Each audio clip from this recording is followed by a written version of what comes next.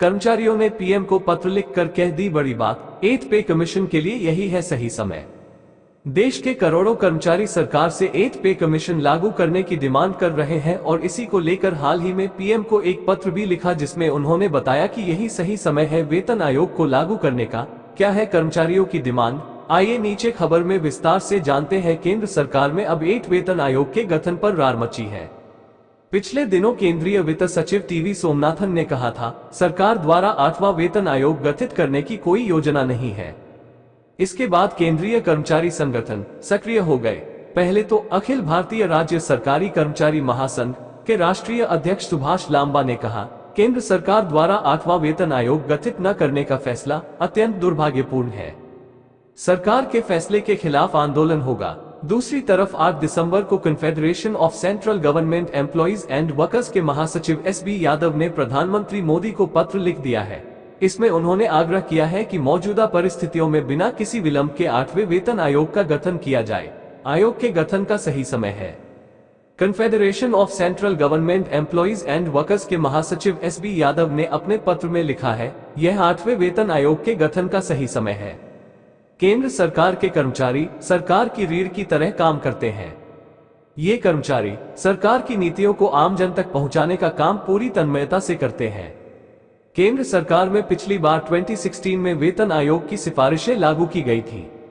इसके बाद देश में कोविड संक्रमण हुआ, आवश्यक वस्तुओं की कीमतों को भारी इजाफा देखा गया।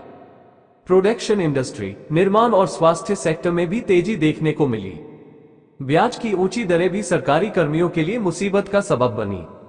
महंगाई दर भी औसतन 4 से 7% के बीच रही है। यादव ने अपने पत्र में 5वें और 6ठे वेतन आयोग की सिफारिशों का भी जिक्र किया है। 10 साल की अवधि पर वेतन आयोग का गठन होना चाहिए।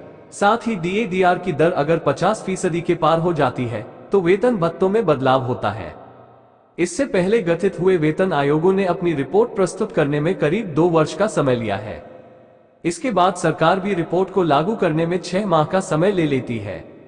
Confederation of central government employees and workers के महासचिव एसबी यादव ने प्रधानमंत्री मोदी से आग्रह किया है कि मौजूदा परिस्थितियों में बिना किसी विलंब के 8वें वेतन आयोग का गठन किया जाए।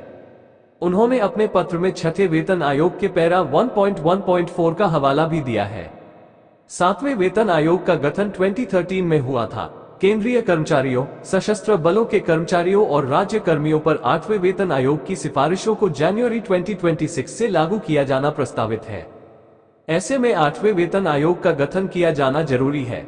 अखिल भारतीय राज्य सरकारी कर्मचारी महासंघ के राष्ट्रीय अध्यक्ष सुभाष लांबा ने कहा है, केंद्र सरकार द्वारा 8वां वेतन आयोग गठित न करने का फैसला अत्यंत दुर्भाग्यपूर्ण है। सरकार के फैसले के खिलाफ आंदोलन होगा। केंद्र एवं राज्यों के लाखों सरकारी कर्मचारी सड़कों पर उतरेंगे। महासंघ की 28-30 दिसंबर को कोलकाता में होने वाली नेशनल काउंसिल की बैठक में केंद्र सरकार के इस फैसले के खिलाफ अन्य कर्मचारी संगठनों को साथ लेकर राष्ट्रव्यापी आंदोलन का ऐलान किया जाएगा। बतौर सुभाष लांबा, केंद्रीय वित्त सचिव टीवी सोमनाथन का ये बयान इशारा करता है कि 48.67 लाख केंद्रीय कर्मचारियों और 67.95 लाख पेंशनभोगियों के लिए सरकार के एजेंडे में 8वां वेतन आयोग गठित करने की कोई योजना नहीं है। इस बयान से केंद्रीय एवं राज्य कर्मियों एवं पेंशनर्स को तगड़ा झटका लगा है। उनमें आक्रोश व्याप्त है। वेतन आयोग से देश के कर्मचारियों एवं पेंशनर्स को उनके वेतन, पेंशन और भत्तों में कुछ बढ़ोतरी होने की उम्मीद बनी रहती है। केंद्रीय कर्मचारियों, सशस्त्र बलों और राज्य सरकार के कर्मियों पर 8वें वेतन आयोग की सिफारिशों को जनवरी 2026 से लागू किया जाना प्रस्तावित है। पिछला वेतन आयोग 2013 में गठित हुआ था, जबकि इसकी सिफारिशें 2016 में लागू हुई थी।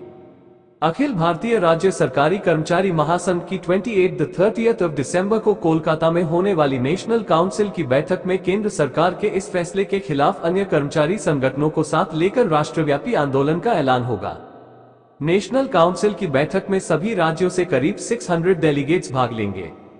महासचिव ए श्री कुमार ने बताया, कर्मचारियों ने आंदोलन के दम पर हर 10 साल बाद वेतनमान व पेंशन में संशोधन के लिए वेतन आयोग के गठन का प्रावधान कराया था। अब तक 7 केंद्रीय वेतन आयोगों का गठन हुआ है। केंद्र सरकार ने इनकी सिफारिशों को केंद्रीय कर्मचारियों एवं पेंशन भोगियों पर लागू किया है। जब केंद्र सरकार वेतन आयोग की सिफारिशों को लागू करती है तो उसके बाद राज्य सरकारें भी अपने कर्मचारियों एवं पेंशन भोगियों पर उक्त सिफारिशों को लागू करती हैं। एनपीएस में कोई संशोधन मंजूर नहीं। केंद्र सरकार द्वारा 8वां वेतन आयोग गठित करने से इनकार करने के बाद राज्य कर्मियों का रास्ता अपने आप बंद हो गया है। सरकार के आंकड़ों के मुताबिक लगभग 48.67 केंद्रीय कर्मचारी और 67.95 लाख पेंशन भोगी हैं। इससे ज्यादा राज्य सरकारों और पीएसयू के कर्मचारी एवं पेंशनर्स हैं।